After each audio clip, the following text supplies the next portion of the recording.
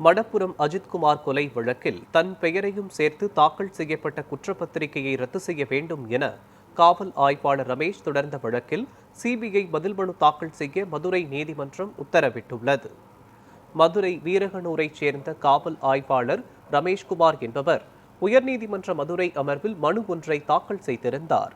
அதில் மடப்புரம் கோவில் காவலாளி அஜித்குமாரை நகை திருட்டு வழக்கில் கடந்த 2025 ஜூன் 27 விசாரித்துவிட்டு வெளியே அனுப்பிவிட்டதாக தெரிவித்திருந்தார். மேலும் சிறப்பு விசாரணை குழுவினரால் அழைத்து செல்லப்பட்டு தாக்கப்பட்டு உயிரிழந்த அஜித்குமாரின் மரண வழக்கில் தேவையின்றி தன் பெயர் சேர்க்கப்பட்டுள்ளதாகவும் இதற்காக பல போலியான ஆவணங்கள் தயார் செய்யப்பட்டுள்ளதாக கூறப்பட்டிருந்தது. எனவே அஜித்குமார் மரண வழக்கில் தன் பெயரையும் சேர்த்து தாக்கல் செய்யப்பட்டுள்ள குற்றப்பத்திரிகையை ரத்து செய்ய உத்தரவிட வேண்டும் என கூறியிருந்தார். இந்த வழக்கை விசாரித்த நீதிபதி புகழேந்தி வழக்கு தொடர்பாக சிபிஐ துணை காவல் கண்காணிப்பாளர் பதில் மனு தாக்கல் செய்ய உத்தரவிட்டு வழக்கை ஒத்திவைத்தார்.